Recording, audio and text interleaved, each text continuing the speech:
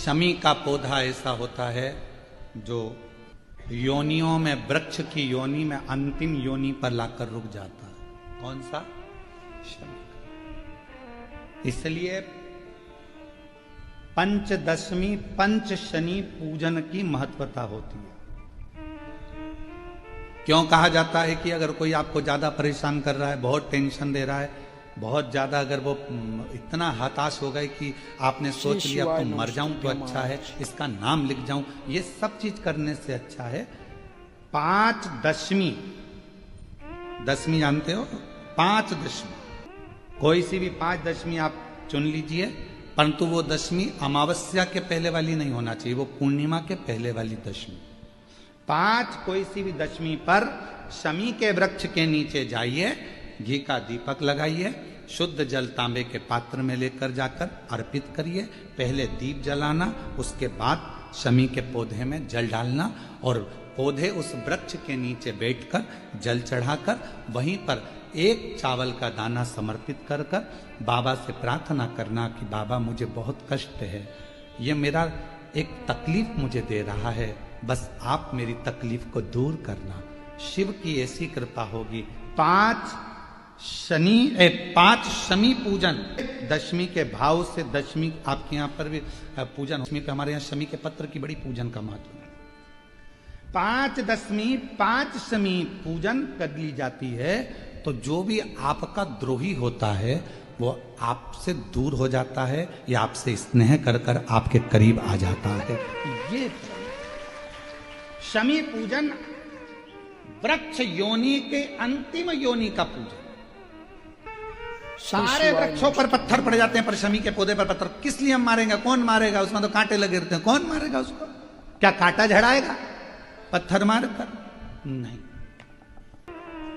हम तो यहां तक कहेंगे कि शमी की आराधना साधना आपके द्रोहियों को, दुश्मनों को भी दूर कर देती।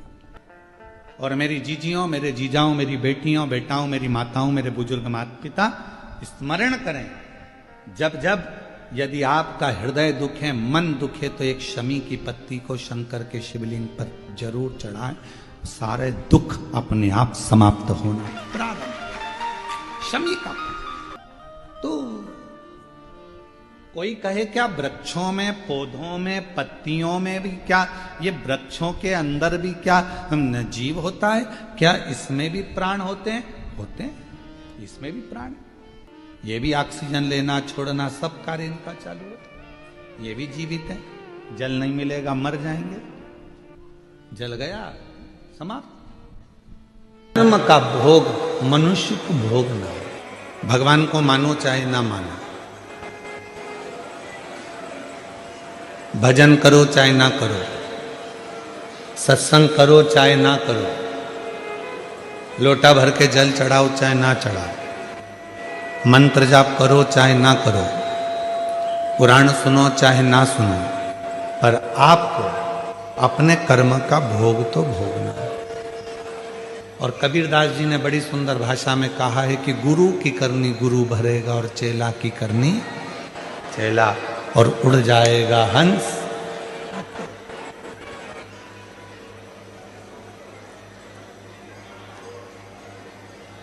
अपने कर्म को भोगना जरूर है। कर्म का भोग तो मनुष्य को स्वयं, शिव महापुराण की कथा कहती है कि कर्म का भोग तो भगवान राम जी भी, जब बाली को छुपकर मारे थे तो कृष्ण अवतार में उनके भी पांव में जो बाण लगा था वो छुपकर लगा था।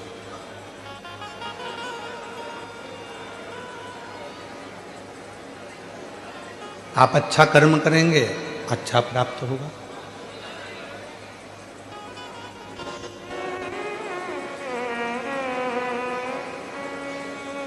कितना विषैला है वासुकी नाग, कितना विषैला है। स्कंद पुराण में वर्णन आता है कि वासुकी नाग एक ऐसा नाग था जो नाग हर 10 मिनट के अंदर अपना थोड़ा थोड़ा विष उगला करता था, हर 10 मिनट के अंदर।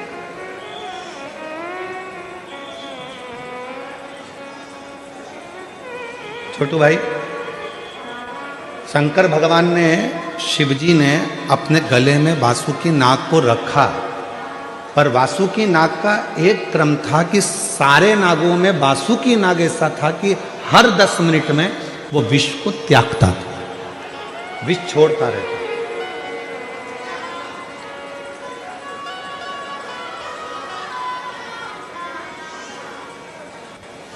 और वासुकी नाग जब विष को छोड़ता रहता था तो शिवजी से कहा भगवान ब्रह्मा ने, ये वासुकी है, ये विष निकालता रहेगा, आप इसको गले में मत रखो। शंकर भगवान ने कहा भले ये विष छोड़ता है पर इसको मुझे अपने करीब में रखना जरूरी है, वरना कोई भी इसको स्वीकार नहीं करेगा, तो ऐसे तो तुम नष्ट हो जाओगे। शंकर भगवान ने कहा अच्छा करने वाले को दुनिया में किसी की सामर्थ्यता नहीं है कि कभी कोई नष्ट कर दे, उसको बर्बाद कर, किसी की सामर्थ्यता नहीं है।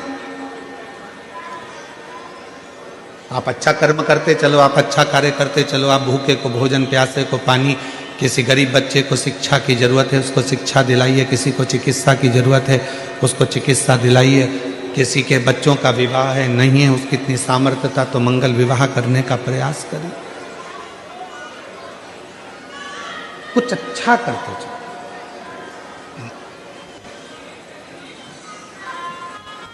अच्छाई देखेंगे तो सुख मिलेगा। एक शिव महापुराण का एक बड़ा सुंदर चरित्र आता है।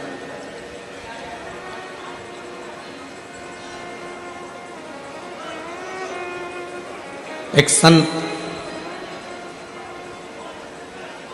शायद तुकाराम बाबा का ये चरित्र है, एक संत स्नान कर कर वापिस आए और उनसे ईर्ष्या रखने वाला पेड़ पर पान खाकर बैठ गए।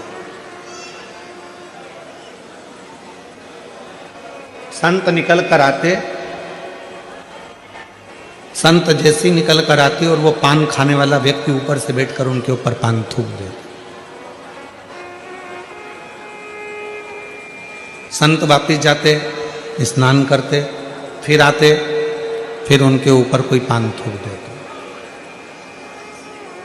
संत पर बार बार बार बार पान थूका गया, आखिरी में मुख में पान का पीक, थूक खत्म हो गया। वो पेड़ पे से नीचे उतरा, संत के चरणों को प्रणाम कर कर बोला कि बाबा, इतनी बार मैं आपके ऊपर थूका, इतनी बार मैंने पान का पीक आपके ऊपर थूका, आपके मुख से एक भी अपशब्द नहीं निकला, आपने मुझे आड़ा टेढ़ा नहीं कहा, श्राप नहीं दिया, गाली नहीं दी, अपशब्द नहीं कहे। संत बोले तू मेरे पाँव मत पकड़, मैं तेरे पाँव पकड़ता हूँ। आज तेरे इस पान थूकने के चक्कर में हमेशा गंगा एक बार नहाता था, आज 108 बार मुझे गंगा नहाने का मौका मिला। आज 108 बार मैंने गंगा का स्नान करा है और ये तेरे कारण करा है, ये तेरे श्री शिवाय नमस्तुभ्यं महाराज। ये कोई दूसरा नहीं करता। शिव कथा कह रही है, भगवान शंकर का चरित्र कह रहा है, शिव महापुराण की कथा कह रही है। अगर कोई तुम्हारा बुरा भी कर रहा है तो उसमें ये मत सोचना कि तुम्हारा बुरा होगा, आप अच्छा करते चलो। कोई आपका बेकार भी कर रहा है और अगर आप अच्छा करते चल रहे हो तो कभी ये मत सोचना कि आपका कुछ बुरा है, नहीं, कभी नहीं हो सकता। आप उसके आश्रित होकर चलो।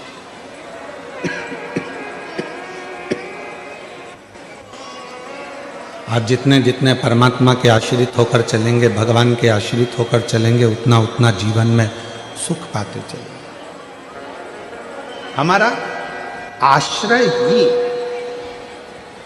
फिर वही वाली लाइन आ गई, भरोसो दृढ़ चरणन केरो, श्री वल्लभ नक चंद्र छटा बिन सब जग माही। उसने दिया, बोलते जाओ भगवान ने। तो भोजन कौन देगा? अरे बोलो जम के, मेहनत किसको करना है?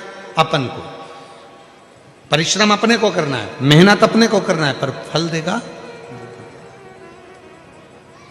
और इसका एक प्रसंग है, ये बक्सा चल रहा है, इसका एक प्रसंग है और बड़ा सुंदर सा एक प्रसंग आता है। एक मलुक नाम का एक लड़का श्री था, शिवाय नमस्तुभ्यं महाराज। उसका दोस्त शिव जी का बड़ा भगत था। शंकर भगवान के मंदिर में वो रोज जाता, रोज जल चढ़ाता, शिव जी की आराधना करता, साधना करता, भजन करता, और ये दिन रात उस पर कटाक्ष करता, दिन भर उस पर तर्क करता मलु। अब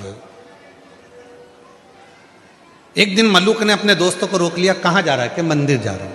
अरे थोड़ा काम धंधा कर ले, या जा जरा काम धंधा कर, ये शंकर भगवान को नहलाने से, लोटा भर के जल चढ़ाने से कोई शंकर जी कुछ थोड़ी ना दे देगा। आप हमारे चैनल को सब्सक्राइब करें। काम नहीं करेगा तो क्या शंकर जी खाने को दे देगा? लड़ाई हो गई मलुक की और उसके दोस्त की। नहीं करूंगा काम तो भी मेरा भोलेनाथ खाने को देगा। मलुक ने कहा अगर तेरा भोलेनाथ काम नहीं करूं और खाने को दे तो मैं भी चल करने को तैयार हूं। एक परीक्षा करूंगा, वन में जाकर बैठ जाऊंगा, देखूं तेरा भोलेनाथ मुझे खाने को देता कि नहीं देता। अगर मेरे शंकर भगवान ने तुझे खाने को दे दिया तो काम मैं रोज एक लोटा जल चढ़ाने के लिए शंकर जी के मंदिर में जाऊंगा, और अगर तेरे शंकर भगवान ने मुझे खाने को नहीं दिया तो काम मैं मंदिर जाना छोड़ दूंगा, लोटा भर जल चढ़ाना छोड़ दूंगा। दोनों में झगड़ा हो गया, दोनों में लड़ाई हो गई। अब दोनों में झगड़ा हो गया और जो मलुक था वो लड़ झगड़ के जंगल में चले गया। जंगल में जाकर उसने विचार करा, जंगल में रहूंगा और कोई मुझे भोजन देकर चले गया तो एक काम करता हूं, ये पीपल के पेड़ पे चढ़ के बैठ जाता हूं, कोई आएगा भी नहीं, भोजन देगा भी नहीं, और भोजन नहीं मिलेगा तो मेरा दोस्त मंदिर जाना छोड़ देगा और मेरा झंझट मिट जाएगा, फिर मेरे साथ घूमेगा, एंजॉय करेगा। ठीक है, पेड़ पे चढ़ गया। इसका दोस्त गया शंकर जी के मंदिर में जल चढ़ाकर बोला, भोले बाबा वो मलुक गया है, उसमें अक्ल नहीं है, परीक्षा लेने गया है आपकी कि भोलेनाथ खाने को देगा क्या? बाबा उसका पेट भर देना बेचारे का, भूखा रहेगा। जल चढ़ाया, और जैसे ही जल चढ़ाया शंकर भगवान को और दोस्त घर पर आया, आने के बाद तुरंत आज शिव जी ने जो लीला करी वो देखिए।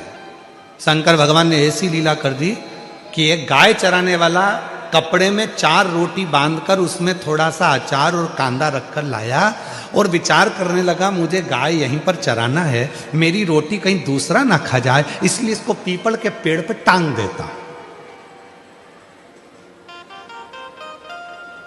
रोटी टांग दी पीपल के पेड़ पे। मलुक ने विचार करा, इसका शंकर भगवान तो गजब का है, रोटी ऊपर दे दी पीपल के पेड़ पर वो तो कह रहा था कि भगवान खिला कर जाता है, नहीं खाऊंगा, रोटी टंगी है, खा नहीं रहा। अब थोड़ा बहुत तो हाथ पैर खुद भी हिलाओ जी, खाने को ही तैयार नहीं। इसका दोस्त शाम के समय भगवान के मंदिर में जाकर, बाबा भोलेनाथ मेरा दोस्त भूखा होगा, उसको खाना खिला देना। शंकर भगवान ने डमरू का नाद करा, 4-6 डाकू घोड़े पे बैठकर धड़ धड़ धड़ धड़ आ गए पीपल के पेड़ के नीचे। जैसे ही थोड़ी देर उन डाकुओं ने आराम करा, उसमें से एक महाराज जी का भजन सुनने थोड़ा सा विश्राम करा। उसने कहा, सरदार बहुत भूख लग रही है, कहीं से माँ जगत जननी जगदम्बा खाना दे दे तो पेट भरा जाए। इतने में दूसरा बोला, अरे देखो पेड़ के ऊपर रोटी टंगी है, जल्दी उतारो खाते हैं। और जो पेड़ पे से रोटी उठाई और सबने मिलाकर खाने ही वाले थे। इतने में दूसरा बोला, एक भी रोटी मत खाना, ऊपर पुलिस वाला बैठा है, जरूर रोटियों में नींद की गोली मिलाई होगी और पकड़ा जाएंगे तो जूते खाएंगे, इसलिए ले जाकर ये बंद कर देगा, कारागार में डाल देगा, एक रोटी मत खाना। और सबने कहा करें क्या? सरदार ने कहा इसको नीचे उतारो। ये अपने को मूर्ख समझ रहा, नीचे उतारो, इसको नीचे उतारा, पेड़ से बांध दो, पेड़ से बांध दिया। सरदार क्या करें? सरदार बोला, ये अपने को मूर्ख समझता है, नींद की गोली मिली, रोटी हमको खिला रहा है, एक काम करो इसकी रोटी इसी को खिलाओ। अब उसकी रोटी, अब वो समझा भगवान आएंगे खिलाने, उसको क्या मालूम था डाकू बन के आ गए। ले रोटी खाओ, के नहीं खाऊंगा। सरदार रोटी नहीं खा रहा, सरदार ने कहा मार मार के खिलाओ। दो ने इधर से दिया, दो ने उधर से दिया, मुंह में रोटी ठूस है, फिर मारे फिर रोटी, फिर मारे फिर रोटी, लाल नीला पीला कर कर रोटी खिलाकर और पूरे रस्सी खोल दिए और डाकू चले गए। ये शाम को पिटा पिटाया, दुचा दुचाया, कबाड़ खाने के कबाड़े जैसा। रास्ते में से लंगड़ाता जा रहा था, इसका दोस्त मंदिर से आ रहा था। उसने पूछा क्यों भोलेनाथ जी मिले थे? इतने में मलुक बोला तेरा भोलानाथ नहीं खाओ तो मारता भी था, नहीं खाओ तो मारता। तब मलुक ने, वो मलुक नहीं रहे, तब वो मलुक दास बन गए और उन्होंने पद लिखा, अजगर करे ना चाकरी, पंछी करे ना काज, दास मलु का कह गए, सबके दाता राम। कोई कुछ ना करे तो भी वो पेट भर कर जाता है, वो मेरा देव अधिदेव महादेव, वो शिव, वो मेरा राम, वो मेरा कृष्ण, वो मेरा शंकर, वो मेरा दत्त, वो मेरी माँ आद्य शक्ति जगत जननी दुर्गा भवानी है, वो मेरा हरि विठल पांडुरंगा है जो सबका पेट भर